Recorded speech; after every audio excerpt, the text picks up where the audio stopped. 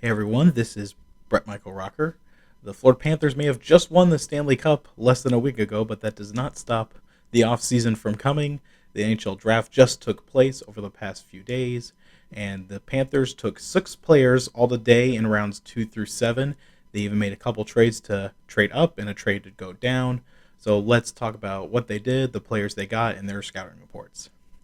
First up is Linus Eriksson. This is a player the Panthers decided they want so badly that they traded up to get him. They saw he was still available, and they traded up. They didn't give away much. They gave away their second-round pick for next year in 2025, and they also gave up the Mr. Irrelevant pick in this year's draft, the 200th and 25th overall pick. So Linus Eriksson is a Swedish center. He is listed on Elite Prospects at 6 foot even and a weight of 190 pounds. They ranked him 74th overall of all skaters. The highest he was ranked was actually 27th by FC Hockey, and that 74th ranking was actually the lowest any scouting reports or mock drafts had him. More people had him around that 58 pick mark where the Panthers eventually got him. So Eriksson played in a couple different leagues this year. He started out in the Swedish U20 league where he played 25 games and put up 5 goals and 16 assists for 21 points. Also with the junior levels, he actually played in the World Junior Championship for Sweden. He played in 5 games and got 1 goal, 4 assists, 5 points. So he's point per game at the World Juniors. And in other international competition at the U18 level, he actually played 22 games. He scored 7 goals, got 15 assists, and 22 points. So all really good there at the junior level. The club that he currently has his signing rights with is Djurgårdens IF. I might have not pronounced that right. It's a team in Sweden. They currently are at the second highest level. If you know about soccer, it's like a promotion relegation. So the SHL is like the premier league in Sweden. And then this is called Hockey Alvensen. I don't know. It's the second tier league in Sweden. Eventually, Eriksson got called up to there to play in that level because that was the pro team he's with. And in that league, he played 29 games as an 18-year-old, scoring 3 goals, 8 assists, 11 points. So not quite at that point per game pace that he was at with the junior leagues, but not bad considering he's playing against much older competition there. And this is the scouting report on Linus Eriksson based on the Elite Prospects Draft Guide. From what I read, he's going to fit right in with the Panthers' current system and current style. He's a really strong defensive player. It says he's quick to cover for players on the back check, really strong on the forecheck, an aggressive player. And like I read those stats to you, he really dominated at both the U20 and the U18 levels, which landed him that spot on Djurgården IF's main roster. And scouts noticed that he's just overall a great off-puck player, and that just means that he doesn't need to have the puck on his stick to be noticeable out there. He's going to make an impact every shift that he's out there. And they said he doesn't really have like high-end skill. Like there were some NHL comparables that you could make, and sometimes when you think about defensive players, and if you're a Panthers fan, you think Alexander Barkov, but Eriksson doesn't quite have that high stick skill that Barkov has, but he's a smart player. That he's still putting up a lot of points because he knows where he needs to be. He can create scoring opportunities. He just doesn't really have that high-end skill, but given his high hockey IQ, great defensive value, I would expect him to kind of have like a similar role to maybe Luosterainen or Lundell on the Panthers roster in the future. Probably might be 3 or 4 years before you might see him. Could be sooner. If he continues to improve and plays to the highest level he could be, you might see him be a top 6 center. I don't think that's likely, but certainly within the realm of possibility. Next up, we have Matvei Shuravin. He is a Russian defenseman. We picked him in the 3rd round with the 97th overall pick. Elite Prospects has him listed at 6'4" and 218 pounds. So this is a big guy. He's a big defender. Elite Prospects did not have him on their ranking board. He was in their draft guide, but they didn't put a number by him for whatever reason. Maybe they only go up to a certain number. But the highest ranking was all the way at 25. So FC Hockey had him ranked as a first round draft pick at 25th overall. That was not the usual spot most other people had him. There was Dober Prospects had him ranked 92nd overall, which is right around where the Panthers got him at 97. A couple other people also had him in the third round, a few second rounds in there. So that 25th overall, I think, is kind of an outlier. He basically played at all three levels in Russia, playing in the Junior Russian League, which is the MHL, then the Minor Russia League, which is the VHL, and then finally the top tier Russia League, the KHL.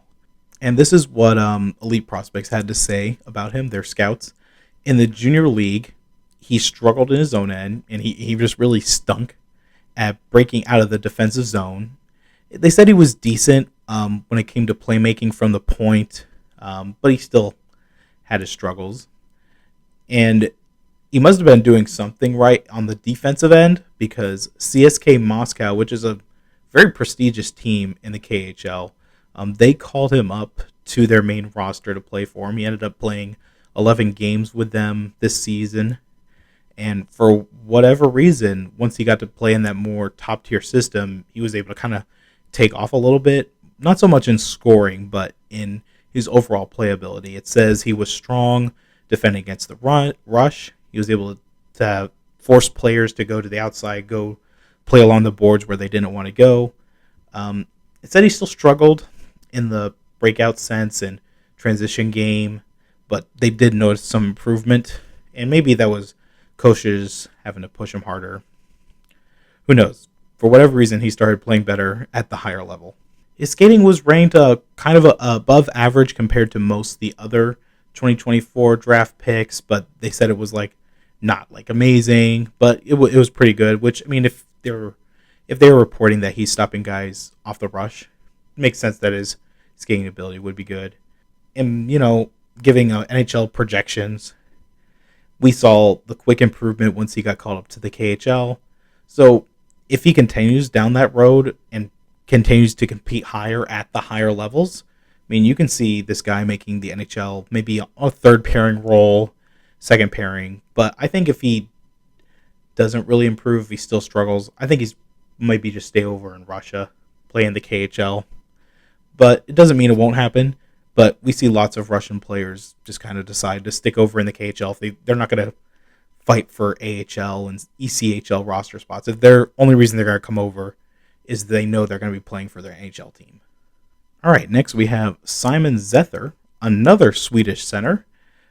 He's listed at 6'3", a weight of 187 pounds. So pretty strong, big guy. The Panthers picked him in the fourth round at 129th overall. And this is slightly lower than most people had him ranked. Elite Prospects had this guy ranked at 106. The highest ranking that anyone had him was at 62. That's from Draft Prospects Hockey. The lowest people had him was at 117. So at 129, it seems like the Panthers got good value for this pick, since a lot of people had him ranked higher, and they ended up getting him at 129. One thing that was interesting is I saw Jameson Olive report after this pick. He got a quote that's saying Simon Zether actually models his game after Kevin Stenlund, who, he was like a fourth line penalty kill specialist for us this year, help us get that cup. And just based on the scouting report, I'd say that's a pretty fair comparison. He's mainly focused on how he plays in the defensive end.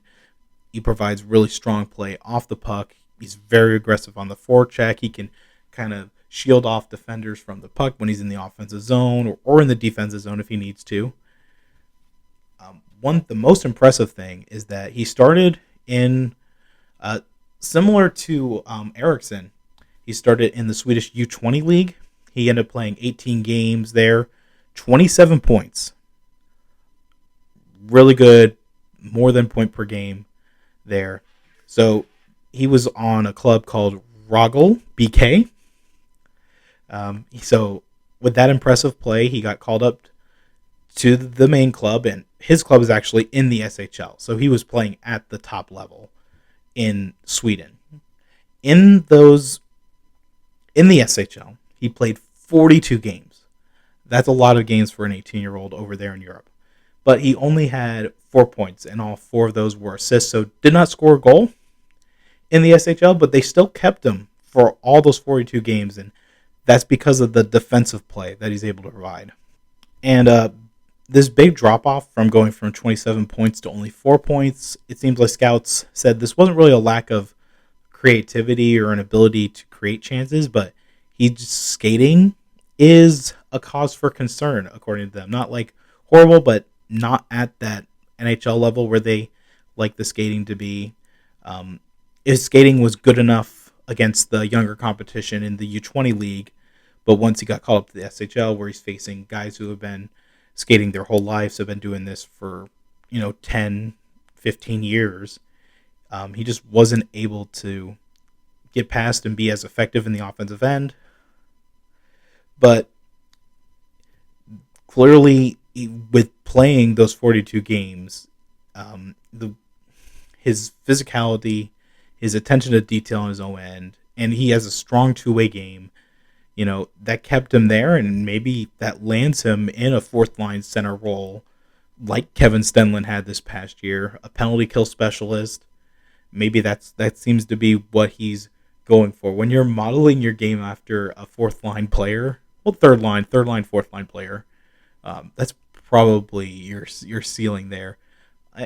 And maybe he stays over in Sweden if he doesn't really improve. I'm sure they want him to improve offensively a little bit here. They don't want a guy who's only going to put up 2 points in a season. So if his offensive game doesn't develop at least a little bit, he probably stays over there in Europe. Most of these European guys, they're not going to want to play in these minor hockey leagues. I mean, maybe they will. I'm sure there's probably a few examples out there of that happening, but most of the case they're going to stay over in Europe if they're not going to make the NHL. Next up, we have Stepan Gorbunov, who is Russian, and you might have noticed that we went from a Swedish player to a Russian player to a Swedish player to a Russian player.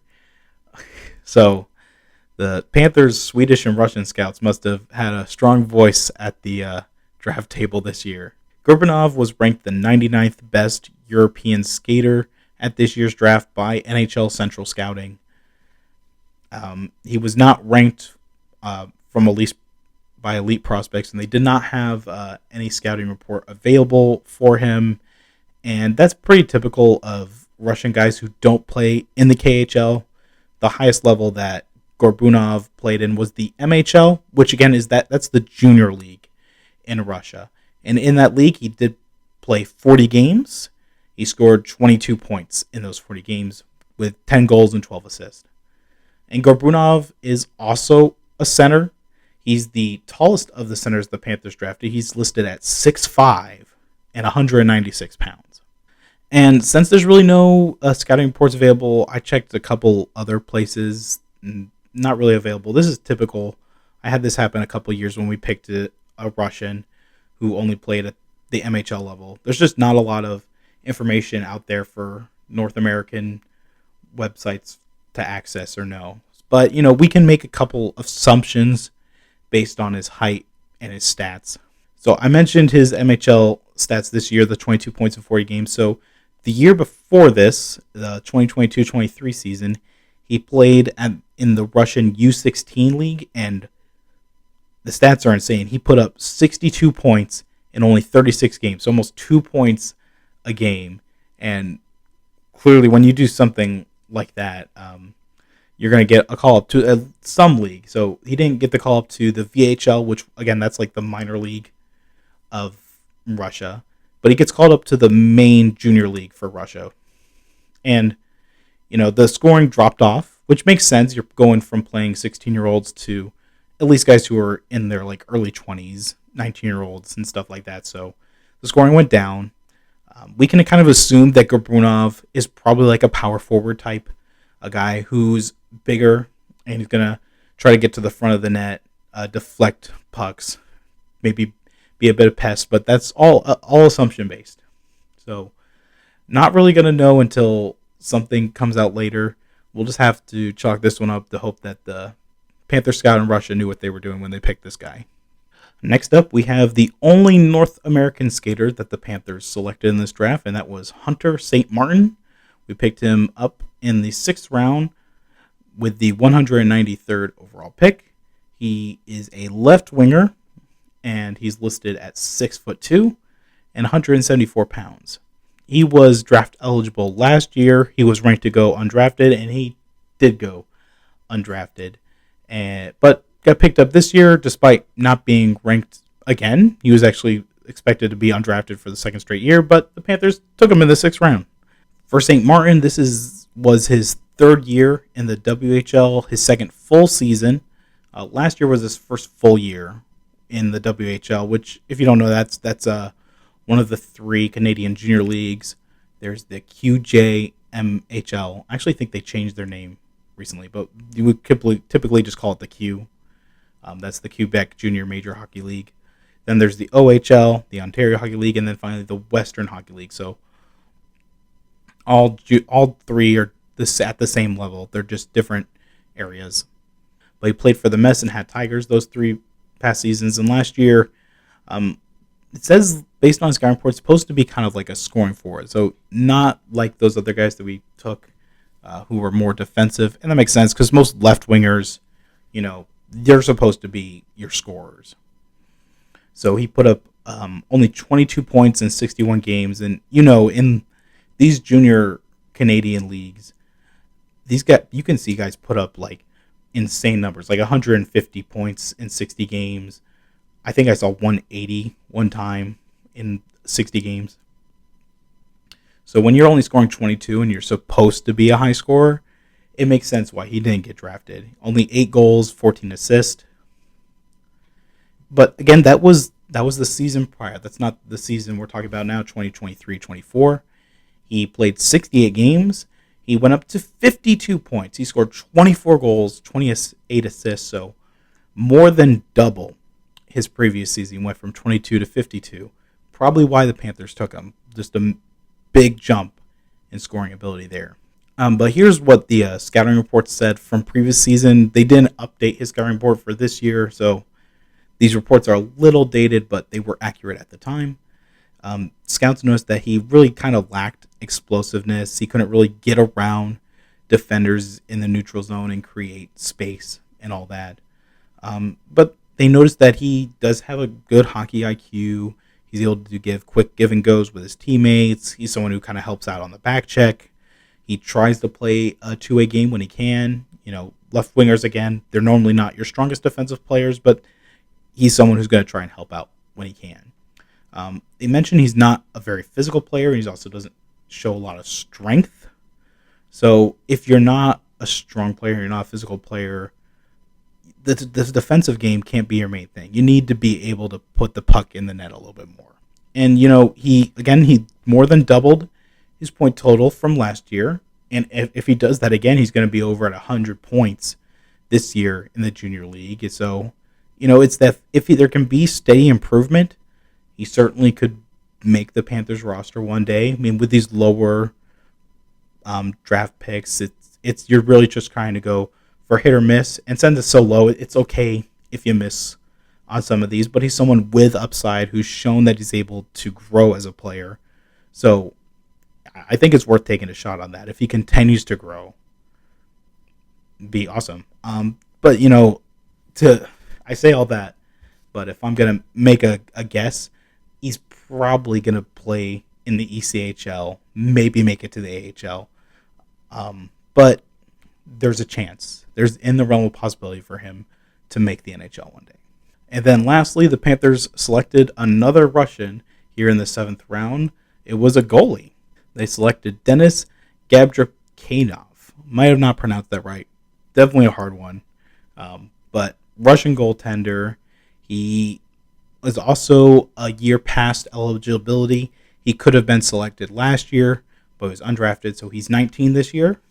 And the main reason he did not get drafted last year is he only played 7 games at the that same league that we've already talked about, the MHL, the Russian Junior League.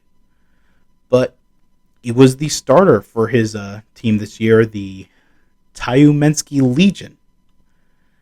And in those 40 games, he had a 2.55 goals against average and a .924 save percentage. So those are pretty solid numbers. I did look up the overall list of goaltender stats for the MHL. Those are not great. There were 10 goaltenders with under 2 goals against average and a lot more with 940, 930 save percentage. So 2.55, 0.924 are great numbers at the NHL level, but they probably should be a little bit better in the MHL if you're a top tier goaltender. Now I say that, but the team that Dennis here was on, not a good team. Overall, they went 15, 27, and 7, so really bad record. And their other goaltenders on their team, their stats are horrible. So the backups, one goaltender, they have hard to pronounce names, so I'm just going to tell you their stats. One goaltender had a 3.13 goals against average with a .904 save percentage, and that guy only played 6 games. Their other backup had a 3.62 goals against average and a .880 save percentage. So clearly, Dennis was the best goaltender for them, put up good stats based on what we can see from the backups doing, because think about Bobrovsky and Stolarz. Stolarz actually had better stats than Bobrovsky. So you know that the Panthers just had a strong defensive team. It's a big reason why Bobrovsky finished third in the Vezina voting, is because they had to think about the Panthers being a strong defensive team. For Dennis here, with his stats being so significantly better than his teammates, you have to imagine that this is not a strong defensive team. So maybe if he's on a better team, if you think about if he's playing in a Panther system, maybe he thrives in that kind of environment where he has better defense in front of him. But that's a big guessing game. We'll see. Definitely a long-term project, but right now he's a starter in the Russian Junior League. Maybe his performance this year gets him a call up to the VHL, maybe even the KHL. We shall see.